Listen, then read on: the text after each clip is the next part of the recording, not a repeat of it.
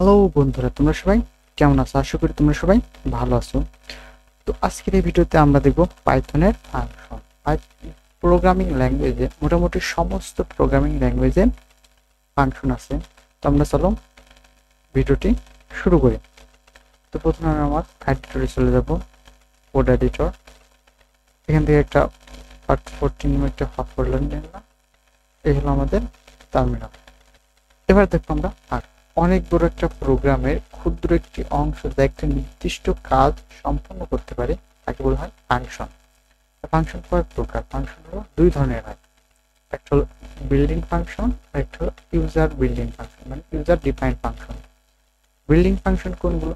Building function যেমন math, building ফাংশনগুলো যে ফাংশনগুলো already আমাদের পূর্বে থেকে করা আছে এবং আমরা যখন ইচ্ছা তখন সেগুলো ব্যবহার করতে পারি।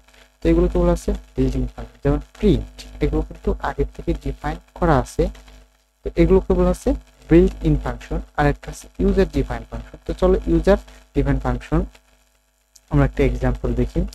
ইউজার ডিফাইন ফাংশনটা কি? আর ইউজার ডিফাইন ফাংশন যেগুলো মূলত আমরা ডিফাইন করে যে ফাংশনগুলো, সেগুলো কিন্তু আছে ইউজার ডিফাইন্ড ফাংশন।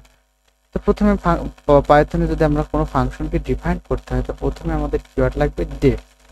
ডেফ কিওয়ার্ডের মাধ্যমে আমরা একটা ফাংশন ডিফাইন করি। সাপোজ তারপরে আমরা দিলাম নেম নামে একটি ফাংশন দিলাম, তারপরে প্যারেন্থেসিস, তারপর আছে কোলন। কোলনের পর এই ফাংশনের নিচে যে কোডগুলো থাকবে ঠিক সেই কোডগুলো, এটা মূলত একটা ফাংশন। তো আমরা নিলাম প্রিন্ট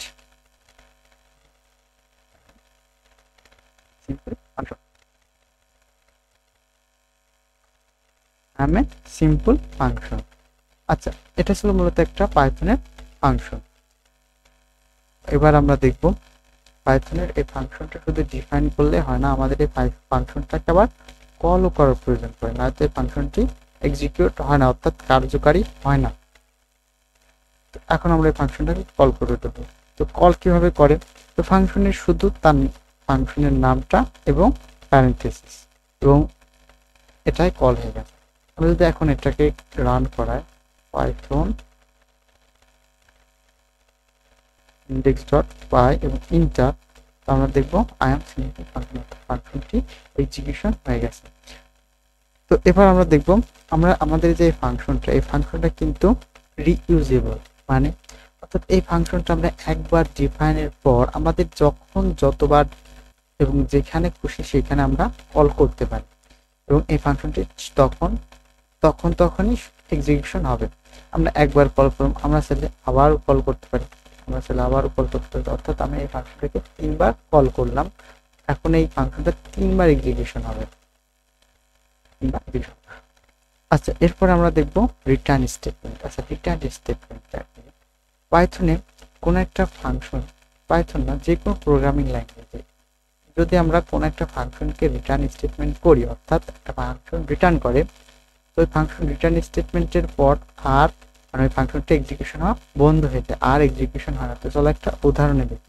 তারপর আমি এখানে রিটার্ন করলাম। আচ্ছা, রিটার্ন যদি এই ফাংশন থেকে আমরা কোনো কিছু রিটার্ন করতে চাই, রিটার্ন যদি করতে চাই, তো আমরা রিটার্নের পর সেই সিনট্যাক্সটাও লিখতে পারি। যেমন আমি বললাম প্রিন্ট, তারপর আমরা এটাকে কন্ট্রোল এক্স করি, এখানে কন্ট্রোল ভি করে দিই, এই ফাংশনটা এটা রিটার্ন করবে। যদি আমরা এখন আবার ফের কল করি, কোনো পার্থক্যই পাবো না, অর্থাৎ এই ফাংশনটা এটাই রিটার্ন করলো। কিন্তু রিটার্ন স্টেটমেন্টের পর যদি আমরা অন্য কোনো কিছুই লিখি, আমরা যদি অন্য যে কোনো কিছুই লিখি, এইগুলো কিন্তু আর এক্সিকিউশন হবে না।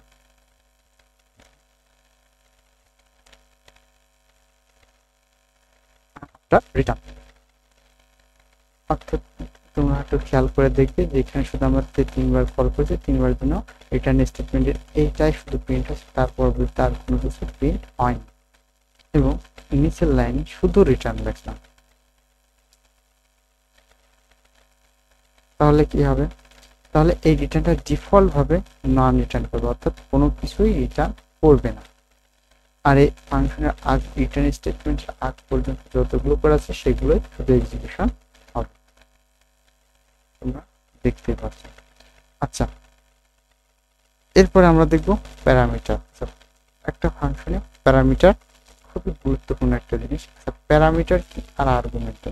আচ্ছা, এখানে দেখো আমরা একটা ফাংশন ডিফাইন করলাম, ডিফাইন করার পর প্যারেন্থেসিস দিলাম। আমরা এই প্যারেন্থেসিসের ভিতরে একটা প্যারামিটার নেব, সাপোজ এ নিলাম এবং বি নিলাম, দুইটা প্যারামিটার নিলাম। এগুলো কি হচ্ছে প্যারামিটার। আমরা চাইলে এখানে অনেকগুলো প্যারামিটার নিতে পারি এবং এই প্যারামিটার আমরা ইচ্ছা মতো কল মানে ব্যবহারও করতে পারি। এগুলো একটা ভেরিয়েবলের মতোই। এবং এ বি নিলাম, তারপর আমরা কিন্তু এখন এই প্যারামিটার যেহেতু দিচ্ছি এ বি, তখন আমরা কিন্তু এইভাবে আর ফাংশনটাকে কল করতে পারবো না। তখন আমাদের কি প্যারামিটারের জন্য কি আর্গুমেন্ট দেওয়া লাগবে। আর্গুমেন্ট মানে কি এই ভেরিয়েবলের মানগুলো অ্যাসাইন করে দেওয়া লাগবে, এমনটা অনেকটা।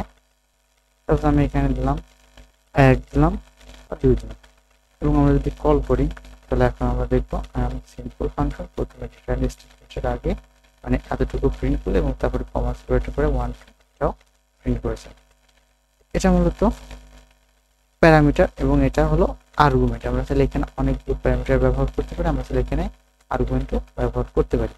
আচ্ছা, এখানে খেয়াল করো এ এবং বি, আমরা কিন্তু এটা আগে লিখেছিলাম, তাই এ হিসাবে 1 হিসাবে মানে আগের প্যারামিটারটা এ হিসাবে অ্যাসাইন হয়েছে, আর বি অর্থাৎ আমরা যে পরে নিয়েছিলাম তো পরের যে ভ্যালুটা দিলাম সেটা বিতে অ্যাসাইন হয়েছে। এটা ডিফল্ট ভাবে হয়।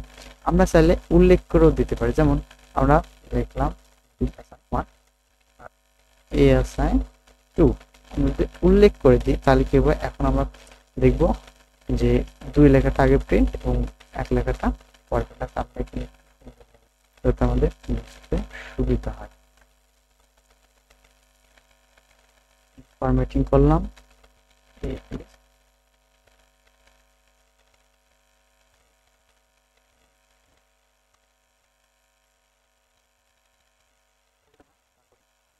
is 2 base 1।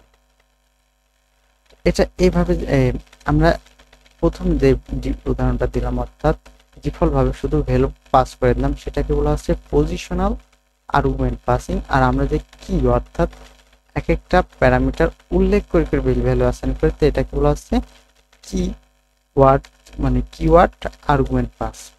তো একটা ফাংশন যখন কল করা হয় তার ভিতরে যে ভ্যালু কয়টা দেওয়া হয় প্যারামিটারের জন্য, এটাকে বলা হচ্ছে আর্গুমেন্ট।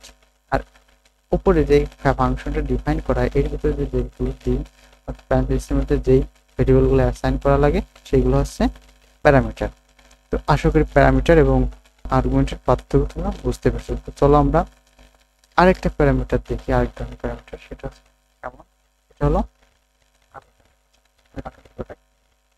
কমেন্ট আউট করে দিই, আমরা একটা নতুন উদাহরণ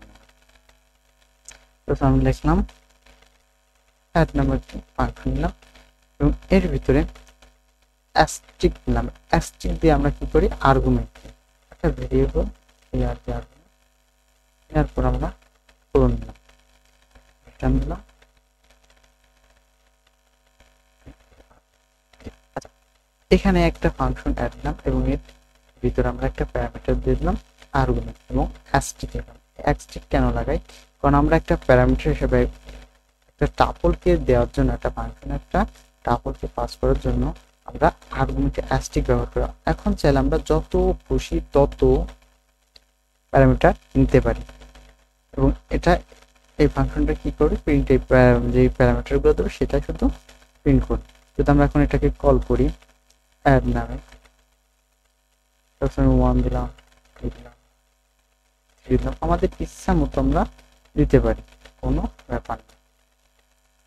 যদি এটা করি এবং এটাকে যদি আমরা এক্সিকিউশন করি তো দেখবো এটা একটা টাপল, আমরা ফার্স্ট ব্র্যাকেট বা প্যারেন্থেসিস যাকে বলে এটার ভিতরে যা থাকে সবই টাপল হিসেবে গণনা করা হয়, আমরা সবাই জানি। আচ্ছা, এটা ছিল আর্গুমেন্ট। এরপর আমরা দেখব কিওয়ার্ড আর্গুমেন্ট। আচ্ছা, কিওয়ার্ড আর্গুমেন্টটা কি, আমরা এই আর্গুমেন্টের পরিবর্তে আমরা কমা দিলাম এবং ডবল অ্যাস্ট্রিক দিয়ে আমরা কি করি কিওয়ার্ড আর্গুমেন্ট নিই এবং আমরা যদি এটাও প্রিন্ট করি তো এটা একটা ডিকশনারি আকারে প্রিন্ট করবে। যদি এটা করি, এবং কিওয়ার্ড আর্গুমেন্টের পাস করার নিয়ম হলো আমাদের প্রত্যেকটা কি এর সাথে ভ্যালু উল্লেখ করে দেওয়া লাগবে। আচ্ছা, এটা যদি আমরা করি তো প্রথমটার সাথে আমরা দেখব প্রথমটা কি একটা টাপল এবং পরেরটা কি একটা ফাঁকা ডিকশনারি, স্কোয়ার ব্র্যাকেট মানে কার্লি ব্র্যাকেট দ্বারা একটা ডিকশনারিকে বোঝায়। আচ্ছা, আমরা এখানে কিওয়ার্ড আর্গুমেন্ট একটু নিয়ে রাখি। তো আমরা এখানে একটা কি নিলাম, নেম, এবং তার ভিতরে ভ্যালু অ্যাসাইন করলাম, আমার নামে দিলাম, তারপর এজ দিয়ে দেব, তারপরে আর কি দেওয়া হাইট দিয়ে দিই।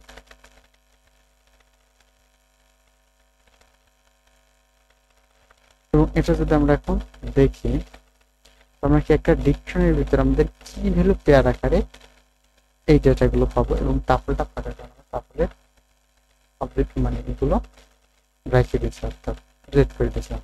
কিন্তু আমরা একই ফাংশন কলের সময় একটা যদি আমরা কিওয়ার্ড অ্যাসাইন মানে কি আর্গুমেন্ট পাস করি, অর্থাৎ কি মানে একটা নাম উল্লেখ করি করে যদি তার ভিতরে ভ্যালু অ্যাসাইন করি, এটা যদি করি মানে টাপলের জন্য সাপোজ আমি 1 2 3 4 দিতে চাই, এভাবে কিন্তু আমরা দিতে পারবো। এটা সরি আমরা করে না, অর্থাৎ এটা টাপল হিসেবে গণনা করেছি।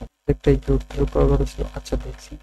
ও আচ্ছা, আমরা এখানে মূলত আর্গুমেন্ট এর থেকে মানে একটা পাস করে রাখি। আমি এটা একটা রাখি, তো এইভাবে পাস করতে, অর্থাৎ কিওয়ার্ডের জন্য কি প্রথমে কয়েকটা ভ্যালু দিলাম, কিওয়ার্ড উল্লেখ করে করে এবং পরবর্তীতে পজিশনাল হিসেবে দিয়েছিলাম। এভাবে কিন্তু কোনো ভেরিয়েবলে কোনো ডাটা অ্যাসাইন করা যায় না। এটা এই ব্যাপার।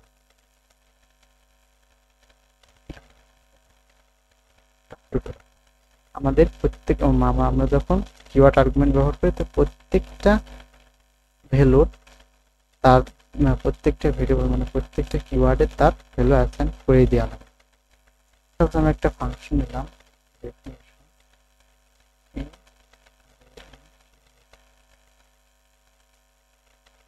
যদি এক্সপ্লেন আমার ইংরেজি এক্সপ্লেন বানান খুব বলতে প্রোগ্রামে এইসব বিষয় না। আমরা এখানে প্রিন্ট করলাম,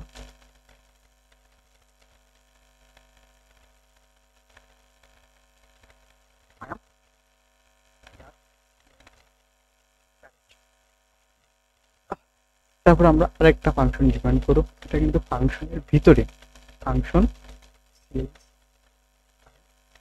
চাই, এবং আমরা এর ভিতরে একটা মানে প্রিন্ট করব।